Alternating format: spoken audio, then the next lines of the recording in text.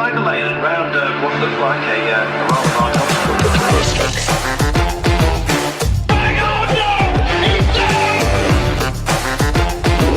Gets his head down, he's in a time trial position.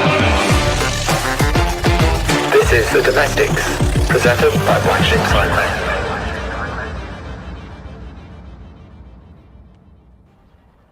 Hello from the Domestiques. Thanks for joining us. It is Monday, July the 25th, and we are here for Black Sheep Cycling Apparel. Well, what a huge day it's been in Paris. The Tour de France comes to a grinding halt. At the same time, the inaugural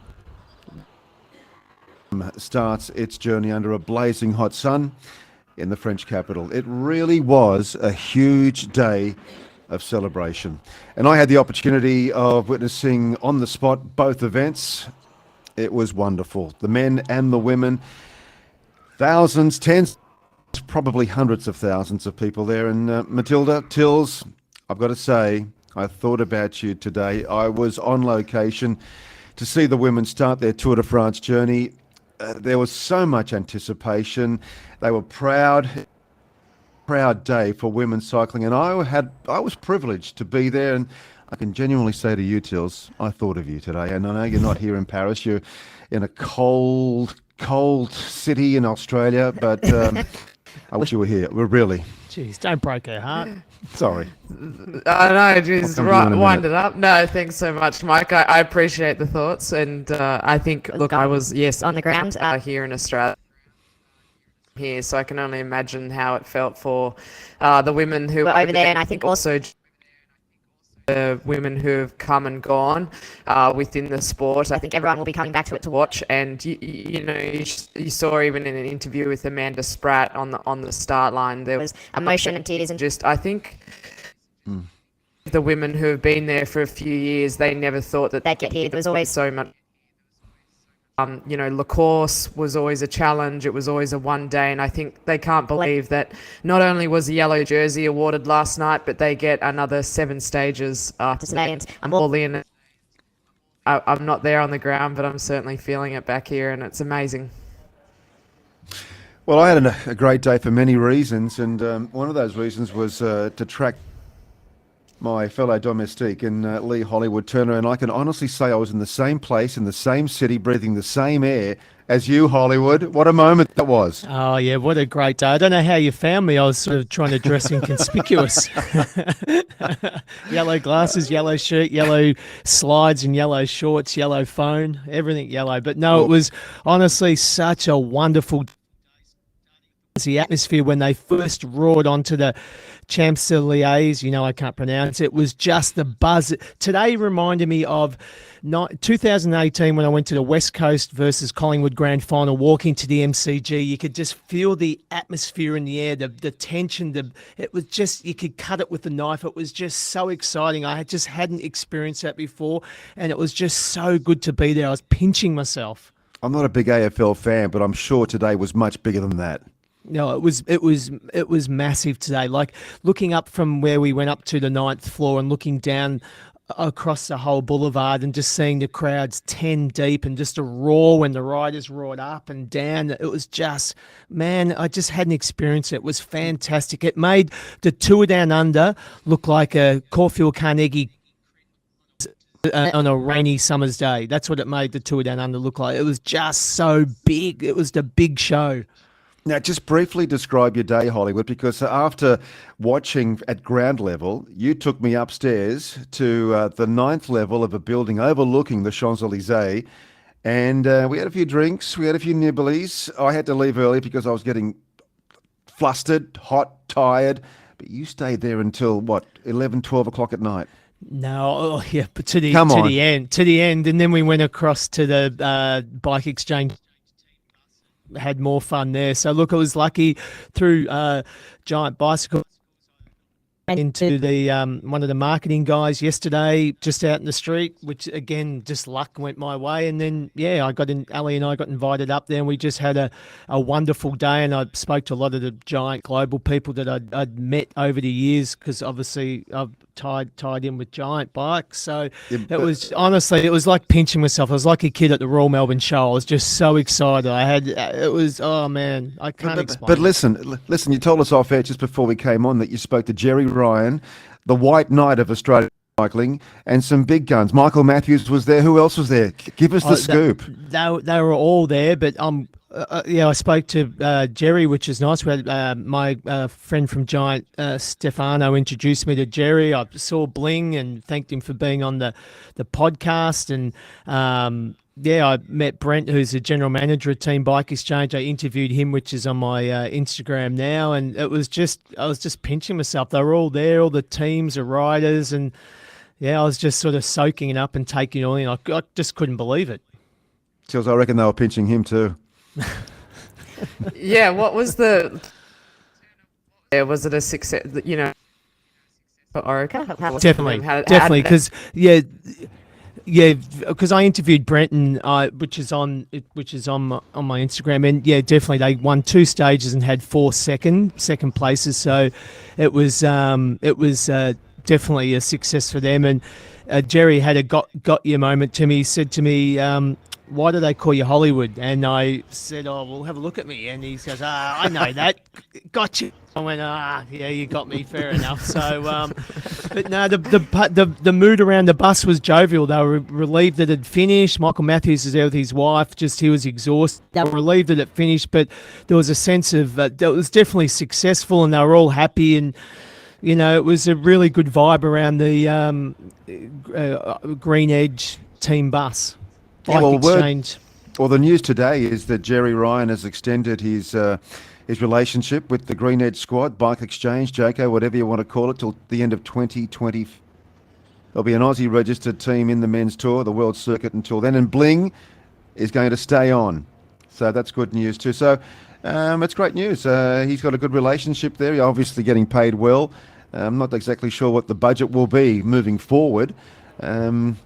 But I know that I've noticed that a couple of the big names from years gone past haven't necessarily been replaced. Bling is one that has replaced the likes of Adam Yates and some of the other foreign riders. But I think they're focusing, correct me if I'm wrong, Hollywood, they're focusing on young Australian talent coming through? Yes, true, but I do know, which unfortunately I can't say, but there is, unfortunately I can't, I'll be killed, but I did learn a few things today, so to put it this way, the future's looking bright for Bike Exchange, that's for sure, definitely. All right, look, but how... opportunity to go. I was just going to say, Jerry Ryan, the guy needs to be knighted. Like, I know we've spoken about Orica and Green Edge quite a bit, Bike Exchange here, but the if you think about the people who contributed to cycling, Jerry Ryan,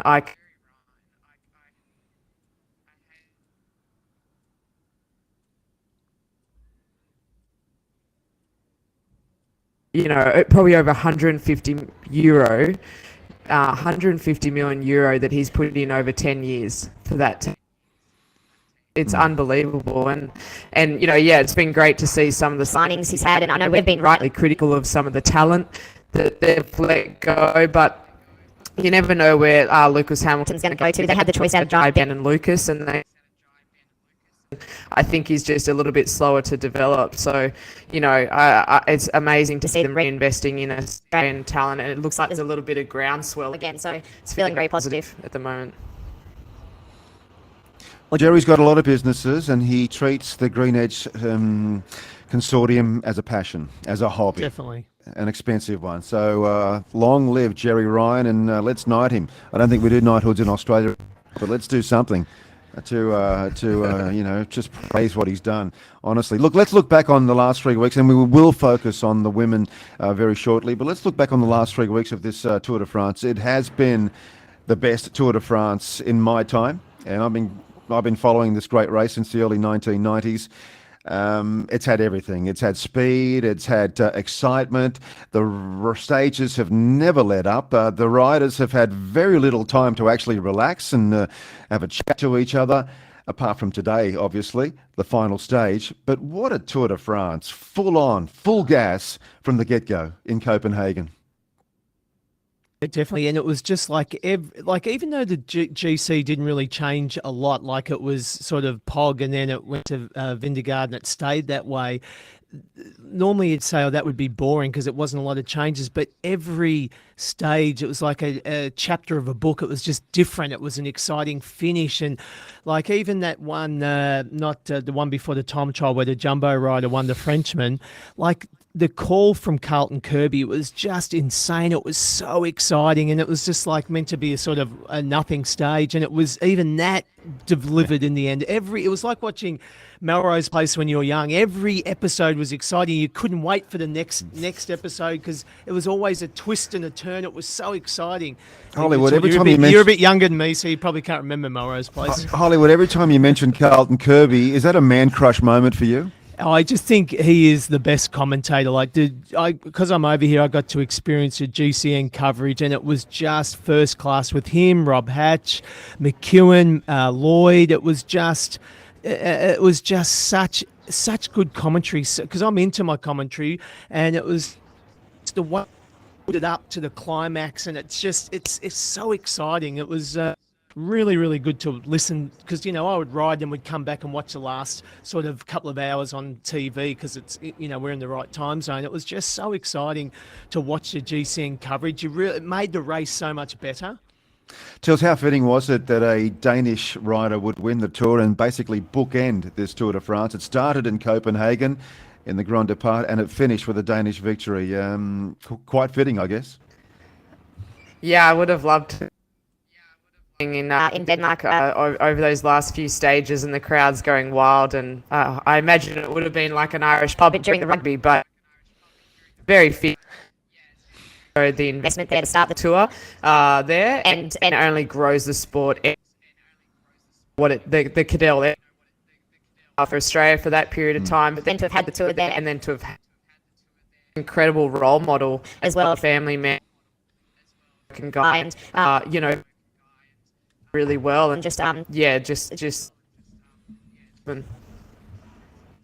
just on Jonas Vingegaard, 6 months before joining the Jumbo-Visma team in 2019, he was working part-time in a Danish factory. You know what his job was? He was gutting, cleaning, packing fish into ice-filled boxes, and before that, he worked at a fish auction. And I read that he credited up at 4 a.m. and all the hard manual labour involved in the shivering cold, and Denmark is a cold country, with helping him to get to where he is today, and that is on top of the cycling world. So this is only his second Tour de France. He finished runner-up last year. He's finished no worse than second in 2 years. He's an overnight success as far as I'm concerned, and the way he challenged and competed against Pogacar, we're going to see that duel for many years to come. Hollywood. Yeah, definitely. And there's riders coming through. Remember, you've got the one from Quick Step who was injured. You got Ineos has got a good young rider. There's so much talent. The talent pool of these young guns is so good. And each year I can't wait to the next Tour de France because it's just the big show, the Tour de France. It's a grand final of cycling. The Aussies. Certainly, what's coming through is everyone's already G'd for the next tour, and as you say, missed out this tour. That was the one thing I feel missing was, even though the main story was incredible, just one core story there. Just had the sprinters had their odd moment of getting to shine, but there was certainly some personalities in. Particularly Alaphilippe, who are missing from this tour, and of course the crashes that took out. So I know that everyone's already G'd, and it'll be really interesting how everyone comes into next year's race. Look to do in the lead up. They usually like to avoid one another quite a bit in that last lead up into the race. So yeah, I think it can be even better. Well, I was very disappointed for Caleb Ewan. He did make it to the finish line, but there's no shame in winning the Lanterne Rouge just to make it home. I mean, he's done something that something like 41 riders failed to achieve, and that was finish in Paris. I read a stat today that only 135 riders finished the Tour, which is the fewest number since 2000, 22 years ago. So for Caleb to win the Lantern Rouge, good on you, Caleb. It's not the yellow jersey, it's not the green jersey or the white jersey, but you'll be remembered for coming last. Wouldn't it have been great if he won the stage with the Lantern Rouge next to his name? Yeah, I know, he got boxed in again. I don't think there's not much celebration, I think, happening at the Lotto Bus. Yeah, I wonder what the future is for Caleb at Lotto, because I remember just a few years ago when he did arrive after being at Green Edge for so many years that he was number one priority and he delivered. Remember all those stage wins? Yes. That love, that TLC wasn't there this year by Lotto. No, definitely not. Is he out of contract or is he still in contract? Or I'm not what's the sure. situation? You got me on the spot. There's Sorry. the bus. Throw me under it, and you've done that. A lot of these riders contracts, so if their team doesn't make the world tour, that they can renegotiate and get out of their contract. So I imagine, not that Caleb would ever fab that position, but I imagine that's what would be in his contract. And I think a lot of team pick him up, and I'm imagining he would go elsewhere purely just based on the fact of the team morale, the energy in that focuses, and they need a real reset. Yeah. But I guess the other takeout from the tour this year is that generational change. We've spoken about it over the last 3 weeks, and many people have spoken about the Pog versus Vingegaard duel. And, you know, like I said a few weeks ago, throw in Egan Bernal, who won the tour in 2019, and we have got one hell of an interesting couple of years coming up. And having said that, what about Thomas, Geraint Thomas? The fact that he's 14 years older than these guys, and he climbed onto the podium. Third place was as good as a win for a 36-year-old. You agree? Yeah, definitely. Like 36 and getting on the podium, and he did it tough. It was, it was impressive. But I still, sorry, Geraint, those glasses you wear are horrible. Like the Oakley jawbones went out of fashion like in 2017 or even earlier. Why are you still wearing them? They're horrible. Can someone get to him and ask him why? Well, I wore glasses on a post that I made this morning when I rode my bike through the streets of Paris at 7 a.m. And the first thing you noticed was how the style was wrong. Again, you picked it out. You don't look at the subject or the topic. You look at what I'm wearing. I hate that. Yeah, you had your glasses in your helmet, which is fine, but they were all crooked. Like I know. Hang on, is this the first time you've ridden a bike? Let's move on. Let's talk about Wout van Aert. Tills, I want your take on this. Now, Wout van Aert, apart from Vingegaard, perhaps, he was the most dominant rider of the tour. And we know he can sprint, he can time trial, he can climb the highest mountains. He smashed the green jersey competition, almost doubled it to his nearest rival. And there's talk that one day he may have a crack at the GC in a Grand Tour. Yet, what really bugged me, immediately after the time trial on the penultimate stage, after clinching a third stage win, he was questioned by the reporters about whether his performances was dope-fueled. Now, Wout retorted by saying, "I don't even want to answer that question. It's a shit question." And you know what? I don't blame him. He's damned if he does, he's damned if he doesn't. This is a clean era of cyclists, I believe. And even though they're going faster, they don't want to. They've learned from the past. They don't want to fill themselves with doping-fueled products. Tills, what's your take on that? Well, I think Tills has just dropped out for a second, so I'll jump in. But what I agree with you.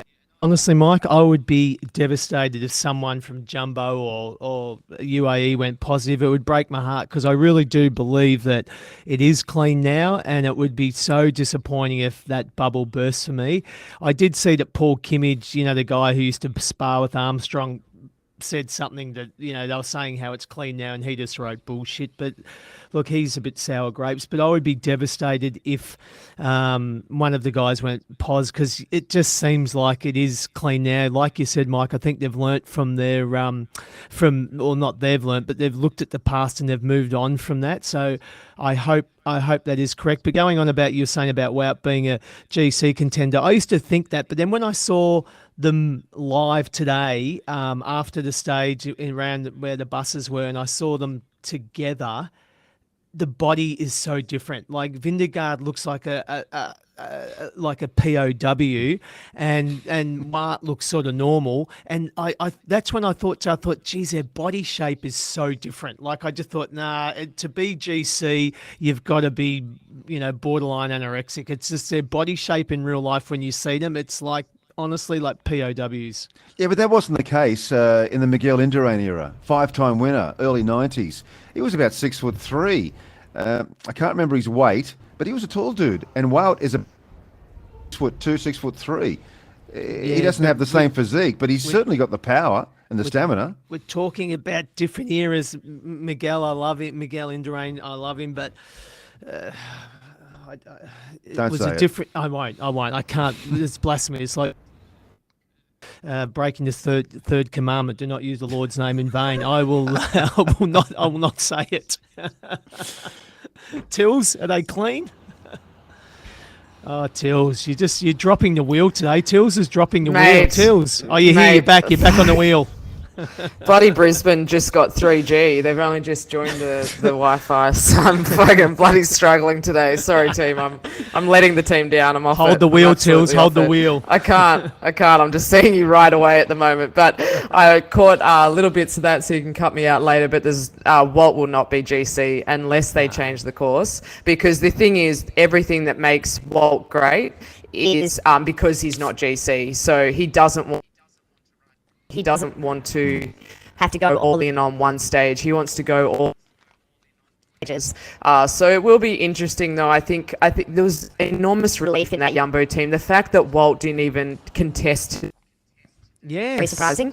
But I think that just showed that you've got to remember 2 years ago, the devastation that happened in Jumbo when they lost the yellow jersey on the finals, the TT stage, like that haunts you for a lifetime. And I feel, for the team riders who have then gone on to leave the team, but yeah, I think, he was happy. He was so happy for Vingegaard and to be a part of that. I can't see him going elsewhere, just because even with money, it's evident that Jumbo have the best staff, the best program, and enormous positive energy, and you don't want to leave that. No, and just think about this Tour de France. They won 5 stages. They won the yellow jersey. Six stages. The yellow jersey, the green jersey, the polka dot jersey. Like, that is just domination. I just want to correct you on something. It's not polka dot, it's polka dot. Polka dot, is it? Now, Polka can you dot. say Champs-Elysees? Champs-Elysees and Archer drop. Trying to get you back about those sunnies where he looked like I a know. He'll always get me on speech. I'm bloody hopeless. Let's pause there. Now, you're listening to the Domestiques. Tills, let's talk about the women's event today. History in the making. I was there, as I said earlier. I was proud to be there. And the inaugural winner was the Dutch lady. I could ask Hollywood to pronounce her name, but I won't. Yeah. It's, you tell us how to pronounce it. Lorena Wiebes? Yeah, Lorena Wiebes. Yeah. Yeah, Lorena Wiebes. Yeah. She was probably the. She was going into it. She's rarely been beaten in a flat sprint. The guys were there. The shot actually realised it's actually quite a hard course. It's got cobble, slightly uphill, that finish. But it's she wins at times with hardly. But Marianne Vos couldn't have written a better script if she was to take that first stage. But she is looking fantastic. The fact that she was able to be there with Lorena Wiebes signs, and probably the best stories that came out. I'm not sure if you guys saw on the finish when you were on the ground there, but there was actually a 1 point for the Queen of the Mountain. just a random point of a small incline. And so Marcus from Park Hotel, Valcap Park Hotel, took that, was posted up.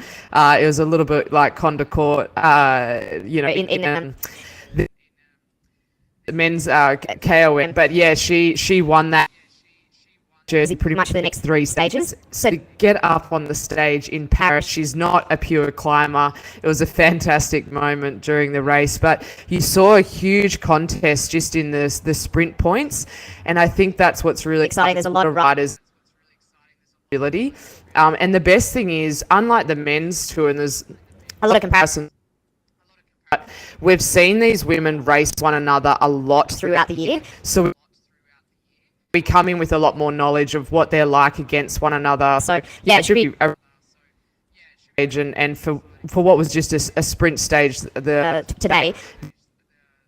Well, I tend to ask the question every year when these big races come around, Tills. The Dutch, they're just so dominant. We've got Liebers today. We had Marianne Vos in second place. Annemieke van Vleuten's there. De Breggen. The Dutch is just so strong. What makes them so strong, and can they be toppled? Well, now I fully realised, having just been to the Netherlands and obviously Belgium, but the race, and there's 150 women, and they've all. It's a fully closed road. They grow up on racing cobbles. They grow up these laneways. It's hard racing, but they also.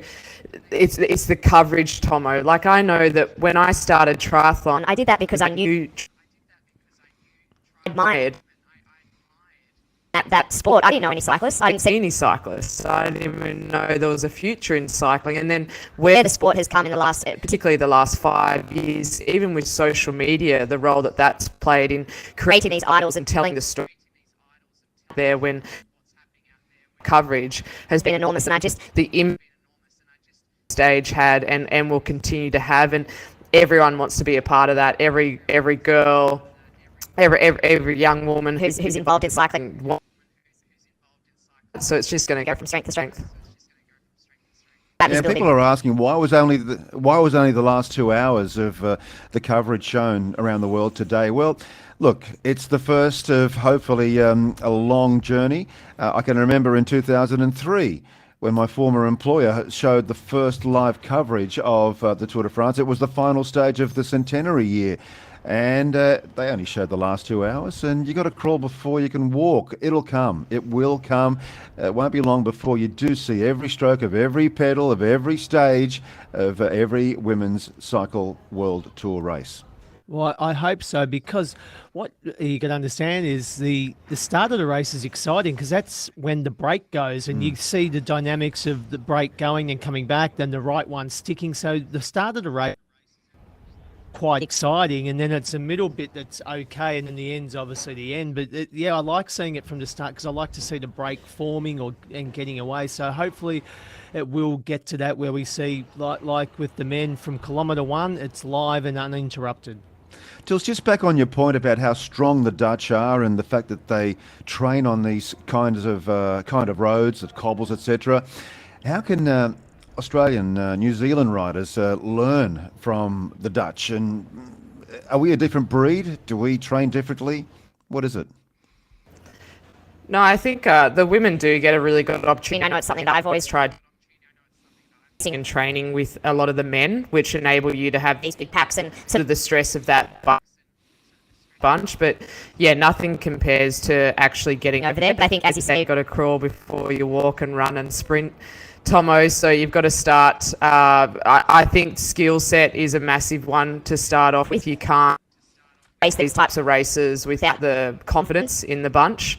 And then once you've, I guess, the cream in the Australian peloton, then to take that overseas, whether that be starting in the US to get a bit more confidence, but certainly nothing matters unless you're getting results. So that's where they need to go. And, you know, the COVID period really stunted Australian cycling for a moment. No one could leave or take those sort of opportunities. Being a huge wave of Aussies over in Europe now, and then they're all starting to really exciting as well. Yeah, well said. That's fantastic. Well, I'm looking forward to the next 7 stages. What do you make of the course? We know that the final stage is going to be an absolute belter when they climb up to the top of Belfi. But apart from that, they're going through the Champagne district, which can be up and down, quite undulating, quite pretty too. What do you make of the whole course for a first up? Well, if there's going to be to be stage 4. So 4 is the Strada Bianchi. So it's full of gravel, some difficult climbs. It's not going to be where Annemiek wins, but it will be that age-old. You won't win the Tour. And I think that's where they're really going to try to put some of the GC contenders, see if they can get a buffer for those later stages. So this is a little bit like that men's Roubaix stage. 4 is the stage to watch if you want to get a real grasp of what's happening in women's cycling, and then the final stages will be where the GC really comes to fore. But what there's none of these smaller stages. So the winner will unlikely be crowned until that very last stage. Yeah, fantastic. Well, Hollywood, we'll leave it there. You were like a bloodhound today, just sniffing out everything around the traps that you were at. Mate, a good day, huh? It was just a great day, and Paris is a great city. And I just want to touch on something like I see yesterday or the day before in Melbourne, the Herald Sun ran this thing on banning scooters in the streets of Melbourne. And I looked today or yesterday and today in Paris, there's people riding around bikes, no helmets, kids, mums with kids, people on scooters on the footpath, on the road, all over the place, and there's no issues. It just flows. It's no anger. It just works. Absolutely, Hollywood, and you know, in Paris, if you're a cyclist, you are entitled to ride through a red light with caution, obviously. But that's how it is over here. It's a civilized city when it comes to motorists sharing the roads with bike riders. It's so true. Like I'm just seeing scooters on the footpath on the road, and no one's got helmets on, and there's kids on them, mums with kids on them, just rolling through. And I'm just thinking, if this is in Melbourne, they'd be going mental. And you know, Neil Mitchell would be on his high horse, and here we are, a progressive city, and everyone's just riding no helmet through traffic all over the place, and it just works. I just wish we would see, the lawmakers or the governments would see that, the more people that ride bikes, the less cars that are on the road, which means there's less traffic. It's a win if there's more bikes. I'm from Sydney. Neil Mitchell, should I know him? Oh, he's maybe... look, I'm only joking. I do know him. Oh, good. All right, sorry. Let's leave it there. Let's look forward to the Tour de Femme, and it's not the Femmes, it's not the Femme, it's the... I might get Gabriel Garte back on, perhaps he can give us a correct pronunciation. It's the Tour de Femme. Okay, look forward to talking to you two over the next few days. We've got some special guests coming up, and for you at home, share us, the Domestiques. We are going gangbusters. Everybody loves us. I saw it today on the Champs-Elysees, crawling up to you, asking you, are you from the Domestiques, Hollywood? Why do they call you Hollywood? Taking photos. It was a good day out there, mate. Good day. And I was so happy to share it with you, Hollywood. Tills, wish you were here. We love you, Tills. Next year, Tills, you're coming. We're coming to watch you race here next year, Tills. All right, talk guys. to you soon. Thanks so much. See you guys. You've been listening to the Domestiques. Bye for now.